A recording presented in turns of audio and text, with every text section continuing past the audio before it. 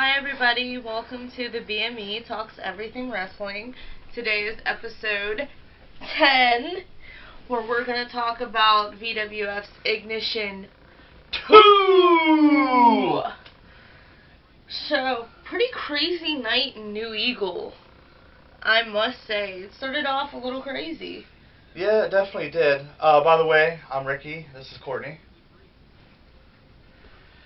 Yeah, definitely some crazy shit started off, how they started off the show. Yeah.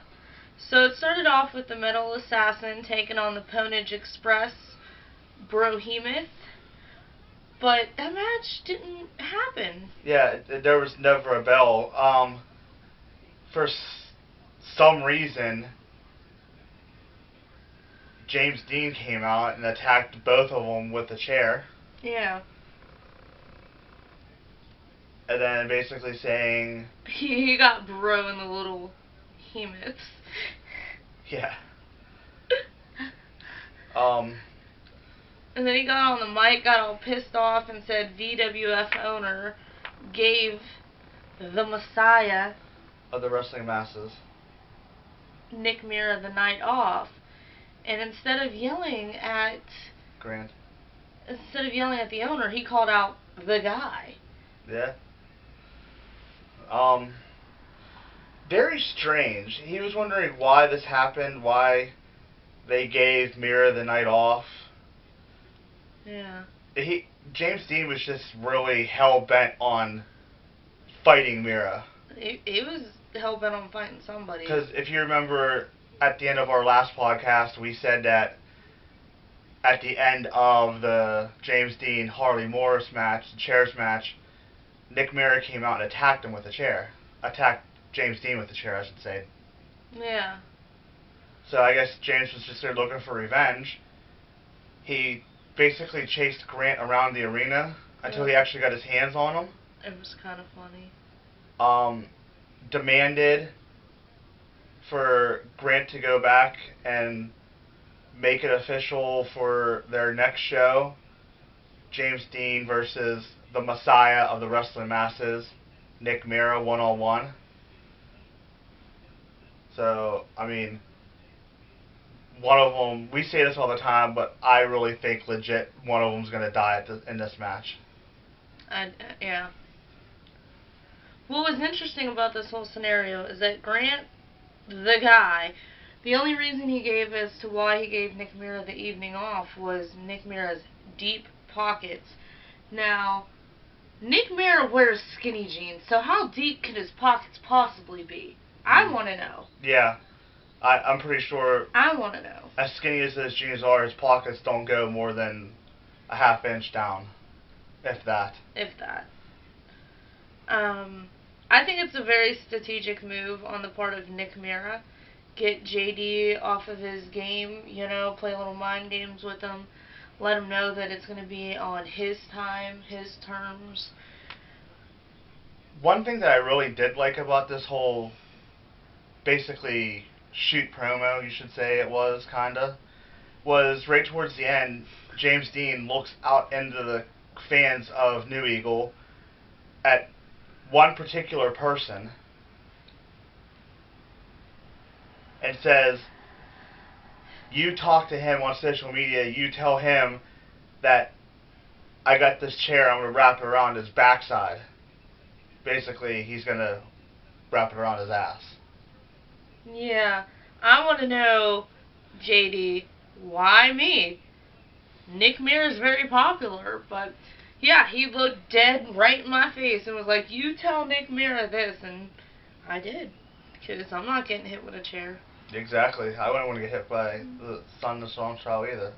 I mean, I'm not scared, but I just don't want to embarrass him. So that match ended with Slice winning by disqualification because technically Dean hit Brohemoth with a chair first. Yeah. Yeah. The winner really is insignificant because this match didn't really happen.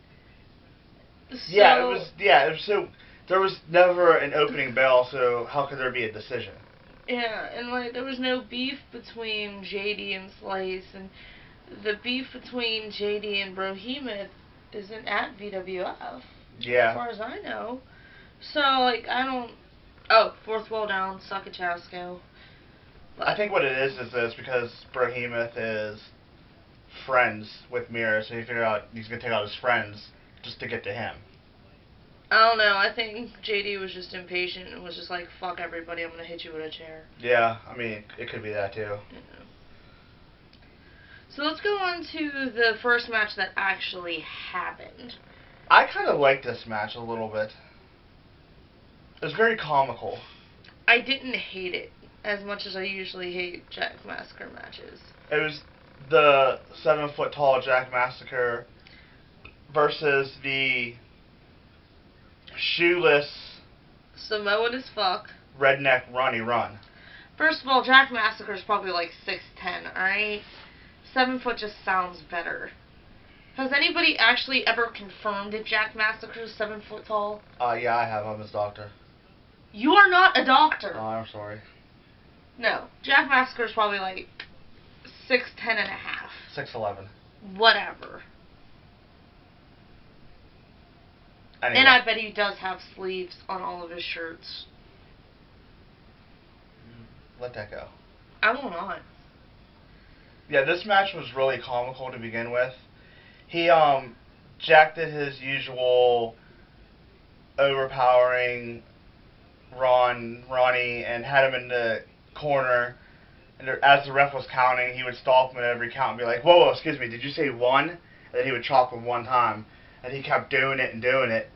And finally, the crowd was like, he chops harder, pointing at me. At this guy, because he does. And I guess Jack Massacre took a little bit of offense to that, so he undid the man's overalls, pulled his shirt up, and still didn't chop as hard as he possibly could. No. Our BME brethren, Eric, was like, well, we'll just give him the benefit of the doubt because he's wearing overalls. I'm like, overalls are pretty thick. Maybe it's not as weak as it sounded, but it was pretty baby chops. Yeah. I'm not gonna lie. Yeah, it was... What's interesting is that he does them pretty rapidly. Like, he's like, boom, boom, boom. Yeah. Which is interesting. And that's the funny thing to me, because it's really comical, because like I said, the ref would be counting in the corner, like, 1, 2, 3, whoa, hold on, did you say 3? Yeah, literally just like that. And it's just so funny how it goes down. Yeah. Jack picked up the victory. To no one's surprise. Yeah. So, for those of you wrestling fans that are watching, can we please start a GoFundMe or like a Kickstarter to get Redneck Ronnie Run some shoes?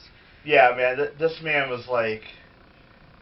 Samoan as fuck. Really depressed. It was fucking cold. It's December, for God's sake. In and they Pittsburgh. wrestle on fucking floor tile. Dude's gonna get a splinter. Pneumonia? Like, he's gonna get frostbite on his feet. Like, can we please do Toe something? cancer? That's not a thing that exists. There's no such thing as toe cancer. He can get fucking, what's it called? Are you sure it's real? Yeah, man, it's, what Tough Acton takes care of. Athlete's feet. He's from West Virginia. There's no way he's classified as an athlete. Well, but he's a wrestler, though, and he walks around barefoot. He can get athlete's feet. He has a Confederate flag mask. Well, whatever. Just try to look out for him. I'm trying to look out for him too, but like, be reasonable. Well, can we start with socks first? At least make sure his feet are warm? Work our way up, like socks and shoes and maybe wrestling boots? You know, it would be kind of messed up to get him shoes with no socks, huh? Yeah. Yeah. For $5, you can buy this man a pair of socks. Yeah. Yeah. Yeah. So jumping right into the next match. Very interesting matchup here. We saw the debut of L.A. Lucas Gold. L.A. Gold. And he took on, I guess you could say he's kind of like the veteran of, well, obviously he's the veteran of this match. with El Chupacabra Jr. Yeah, not too much is known about El Chupacabra Jr. Um, Other than his name is El Chupacabra Jr. I mean, this match to me was probably one of the best matches of the night. It wasn't bad. It was a rare face versus face scenario, Hmm. and the fans were into it. Yeah, I mean, for being, like LA Gold's first time in VWF, we weren't sure how the crowd was going to react to him. Yeah, they got behind him.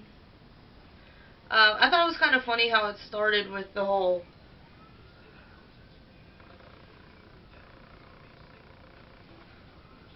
Lucha, lucha, lucha, lucha.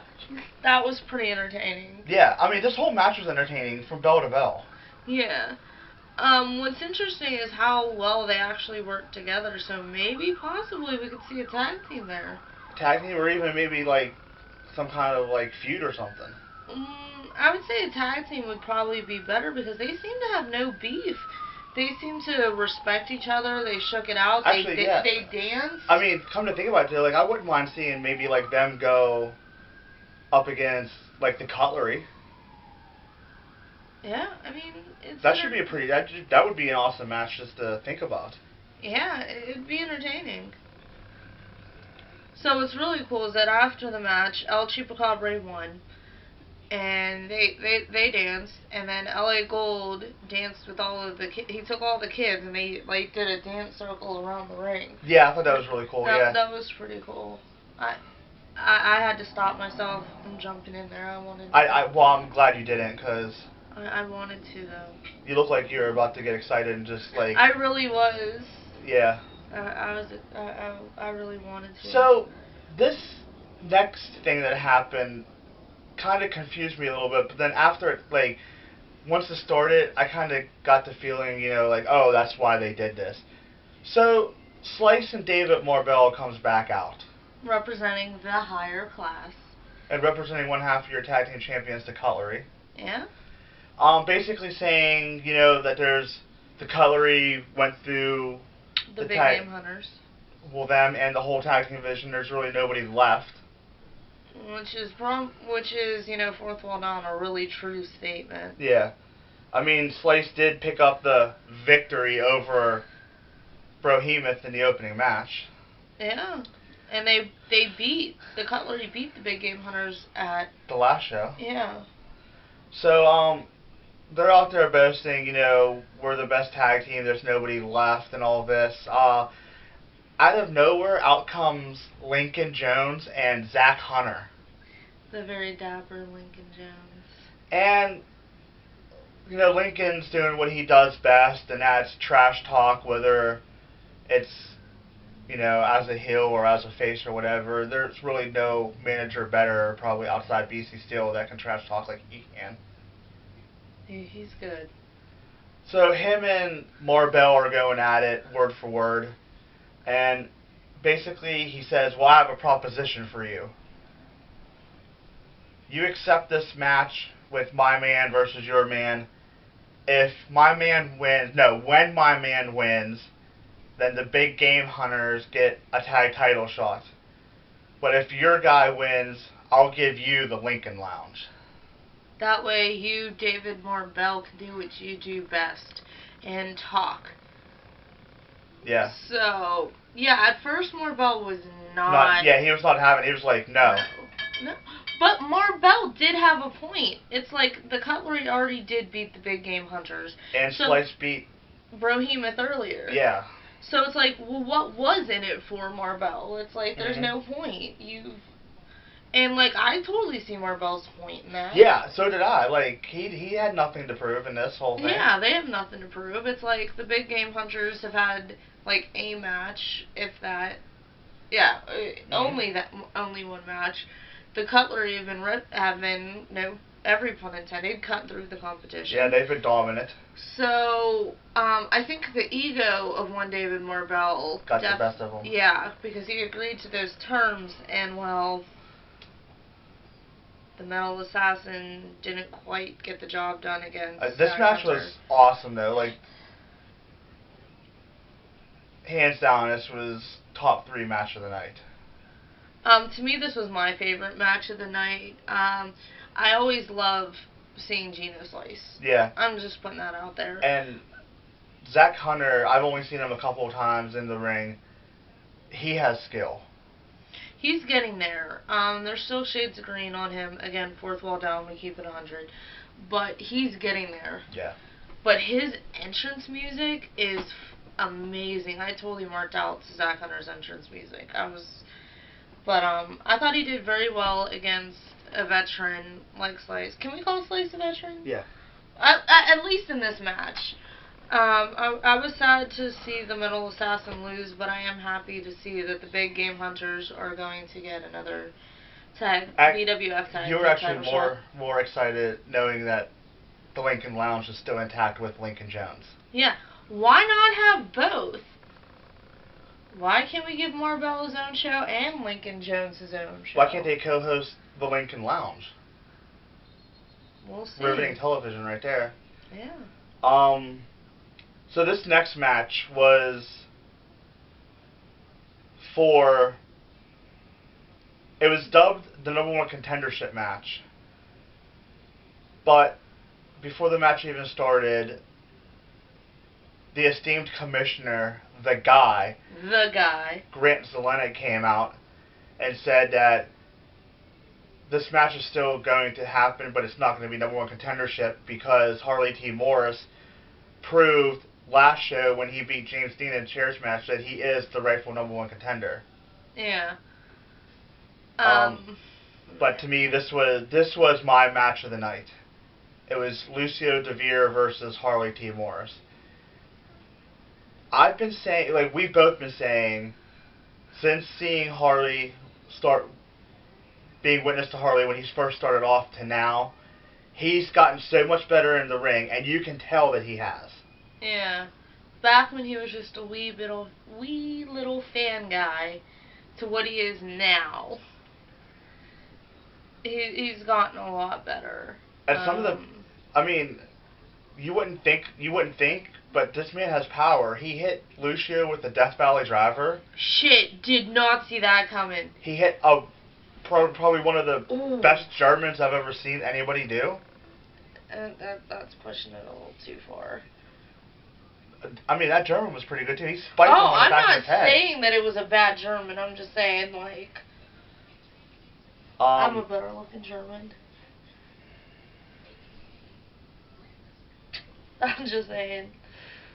I guess. But I'll give you the Death Valley Driver. That was pretty bad. Yeah, I mean, and he, like... Because Lucio is not a small man. He didn't just, like, get him up and then immediately do it. He held him there for a few seconds. Yeah. And then he worked his way into the Death Valley Driver with enough steam to actually get him up and propelled over, which was pretty impressive on his part. Yeah. Like, no, I'm not taking anything away from Harley. I'm just saying. But we did see, there was a ref bump that happened close to the end of this match. And, Harley hit a low blow, was it? And then he hit Lucio and the Little DeVeres. Or he hit Lucio and the Baby Enigmas. And then he rolled him up, and who comes out? Grant Zelenik in a referee shirt, and he fast counts Lucio's shoulders down. Well, the original referee wakes up at this time, and he gets in the ring and he says that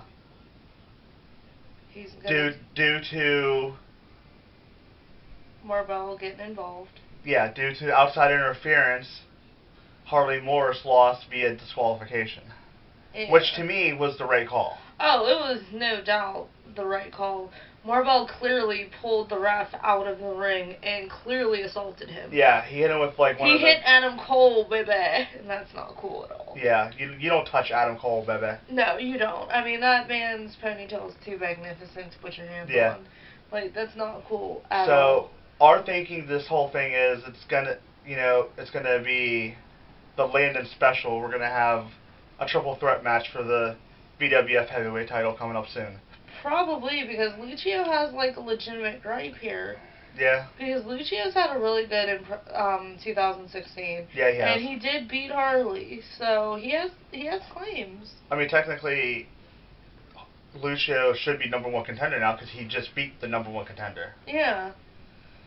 So, all in all, before we get into the main event, it was not a good night for David Marbell in the higher class.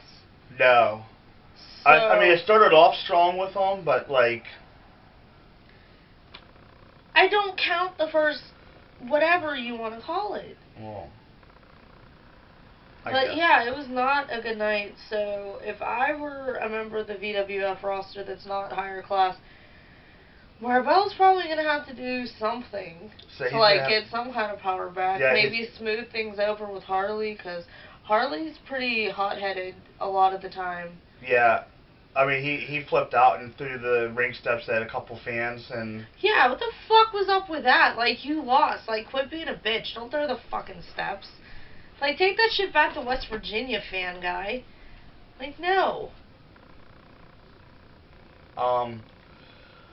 Yeah, I don't get it. I think what Marbell should do is he should, you know, take these few weeks off that BWF isn't going to be there till their next show and really think about the situation he has with the higher class. Maybe start recruiting some more people into the higher class.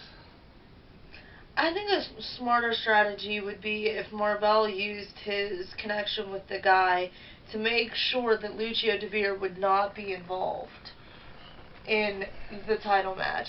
Like, Marbell should do whatever he can to focus his attention on making sure that the heavyweight title match that does occur is one-on-one.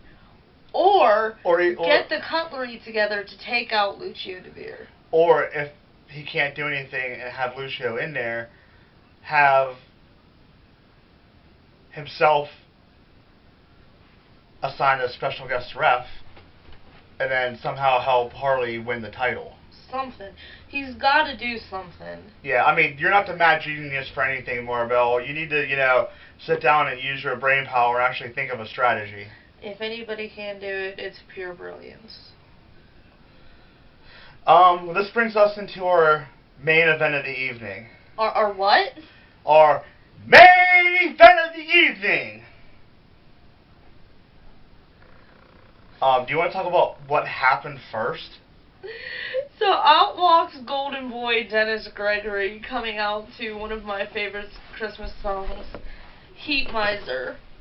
And he comes out all sequenced out and fedora, looking like, as one fan pointed out, Clique. And he comes out with a very American Santa Claus bag, and he starts giving out gifts to the fans.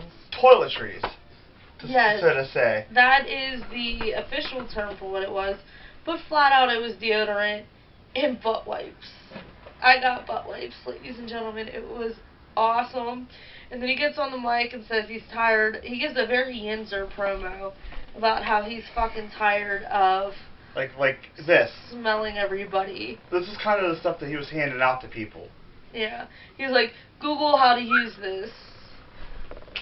It was really funny. Yeah, and he was, just like she said, like, he got on the mic and he was like, I am sick and tired of coming here to this. It was so funny. What was his opening line? Another packed house here in New Eagle. And he goes, I'm just sick and tired of coming here and having to smell you people. Yeah. Consider this your Christmas gift. Yeah, it was pretty awesome. So then he starts talking about how he was scheduled to fight Gavin Jackson. But Gavin is a no-show because the roads were bad or something. Yeah, that seemed to be a common excuse for a lot of wrestlers that night. But he did have competition. Yeah, surprisingly, he got, he's doing his promo, and he's like, well, I guess I have the night off because... With pay. Yeah, with pay, because there's really nobody here that could be in the main event with me. Who comes out? Who? The one, Jack Massacre. I don't understand why, but this match ended up being very comical, but it was actually a pretty decent match. It was hilarious on the part of Dennis Gregory. And this is coming a lot because she doesn't really like Dennis Gregory. No, she really doesn't, but he was very entertaining. Yeah. Not very PG is one Dennis Gregory. Yeah, it was so hilarious because he said he dropped a couple, non-PG words. The funniest is when one of the guys was like teasing his kid. He's like, "Hey, Gregory's better than John Cena," and I'm like, "Yeah, like that's hard." Or that's not hard. And he's like, "Well, I've never heard a woman say those words to me." Yeah. And then he stops, he looks around, he's like, "Adults get it, kids don't. Alright, I'm good." Yeah. And he goes back in the Yeah, ring. that was really funny. I was cracking up. But, Gregory was just like, "Here's my body, I'm gonna throw it at you." And he's like, "Stay down, you big bastard." And then, like, what do I have to do to keep him down? He just keeps getting back up. Massacre would catch him, and he'd be like, "Guys, give me some ideas." And I was like, "Be better." Yeah, and then awesome. And then it was like so funny because somebody in the crowd said something. He goes, "I'm trying," or something like that. And then another one yells, "Give him a figure four." He's like, "Have you seen those tree trunks? That's like a figure 11." Yeah, he's like, "Those are like tree trunks." I'm like, no. It was just a very comical way to end VWF Ignition 2! It was very entertaining. Surprisingly, Dennis Gregory picked up the victory in this match. Yes, he hit Jack in the Little Massacres.